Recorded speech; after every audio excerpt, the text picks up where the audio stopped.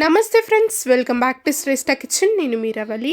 ఇవాళ ఒక tasty recipe చూపించబోతున్నాను. ఇదే మన అందరి ఫేవరెట్ బనానా ప్యాన్ కేక్స్ అనమాట. ఇవి చాలా అంటే చాలా టేస్టీగా, సూపర్ డెలిషియస్గా, ఫ్లఫీగా, స్పాంజీగా, చాలా అంటే చాలా టేస్టీగా ఉంటాయి. పిల్లలు పెద్దలు అందరు కూడా చాలా ఇష్టంగా తింటారు. ఇవి చాలా అంటే చాలా సూపర్గా ఉంటాయి. సో ఈ క్రిస్మస్ సీజన్లో ఈ బనానా ప్యాన్ కేక్స్ చేసేసి అందరినీ కూడా ఇంప్రెస్ చేసేసేయండి. వీటి టెక్స్చర్ చూడండి, అసలు ఎంత స్పాంజీగా కనిపిస్తున్నాయి కదా. సో ఇంత పర్ఫెక్ట్గా బనానా ప్యాన్ కేక్స్ని ఇంట్లోనే ఎలా చేసుకోవాలో ఇవాళ వీడియోలో నేను చూపించేస్తాను. ఈ బనానా ప్యాన్ కేక్స్ కోసం నేను ఇక్కడ 2 బనానాస్ని తీసుకున్నాను. మనం ఇక్కడ ఒక మిక్సీ జార్లోకి ఇలా బనానా తొక్కంతా కూడా విరుచుకొని ఈ 2 బనానాస్ని ఇలా విరుచుకొని జార్లోకి వేసేసుకుందాం. ఆ తర్వాత నేను ఇక్కడ 2 హోల్ ఎగ్స్ ఇందులోకి వేసుకుంటున్నాను. ఇలా మంచిగా గుడ్డుని పలగొట్టేసి ఇందులోకి వేసేసుకోవాలి. ఇప్పుడు ఇందులోకి నెక్స్ట్ నేను ఇక్కడ ఒక 1/2 కప్ అంతా చక్కెర తీసుకుంటున్నాను. మీరు చక్కెర ఇంకొంచెం ఎక్కువగా పెంచుకోవాలనుకుంటే పెంచుకోవచ్చు. మీ టేస్ట్కి తగ్గట్టు షుగర్ని యాడ్ చేసుకోవచ్చు. ఆ తర్వాత నేను ఇక్కడ కొంచెము ఒక 3 డ్రాప్స్ అంతా వెనిలా ఎసెన్స్ కూడా వేస్తున్నాను. ఇలా ఎసెన్స్ వేసుకున్నాక నేను ఇక్కడ ఒక 1/2 కప్ అంతా పాలు నేను ఇక్కడ తీసుకున్నాను. పాలు కూడా వేసేసుకుందాం ఇందులోకి. ఆ తర్వాత మిక్సీ మూత పెట్టేసుకొని దీన్ని మంచిగా ఒక 2 మినిట్స్ సేపు గ్రైండ్ చేసుకొని తీసుకుందాం. ఈ విధంగా మనకు స్మూత్ పేస్ట్ లాగా మారుతుందనమాట. ఇలా ఈ విధంగా ఈ పేస్ట్ అంతా కూడా రెడీ చేసుకొని పక్కన పెట్టేసుకుందాం. నేను ఇక్కడ ఒక బౌల్లోకి ఒక 1.5 కప్ అంతా మైదా పిండి నేను ఇక్కడ తీసుకుంటున్నాను. ఇలా మైదా పిండితో చేయడం వల్ల మనకు ప్యాన్ కేక్స్ అనేటివి సూపర్ పర్ఫెక్ట్గా చాలా బాగా కుదురుతుంది. ఇలా బౌల్లోకి ఒక 1.5 కప్ అంతా మైదా పిండి తీసుకున్నాను.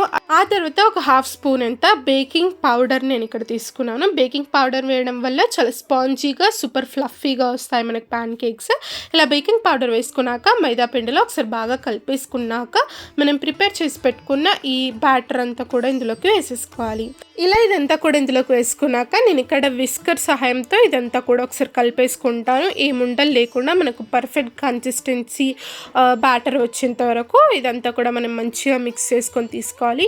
ఇలా విస్కర్తో మిక్స్ చేసుకోవడం వల్ల ఉండలు లేకుండా సూపర్ సాఫ్ట్గా మనకు బ్యాటర్ అనేది రెడీ అవుతుంది.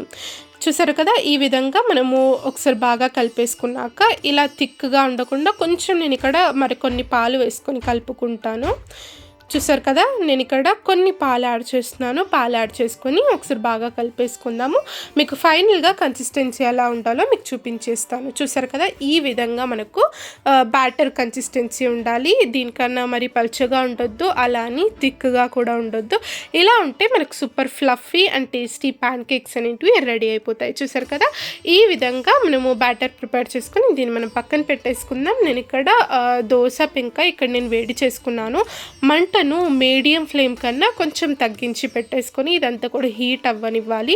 ఆ తర్వాత నేను ఒక గరిట బ్యాటర్ దీని మీదకి వేసుకొని ఎక్కువగా స్ప్రెడ్ చేయకుండా కొంచెం నేను ఇక్కడ స్ప్రెడ్ చేసుకున్నాను.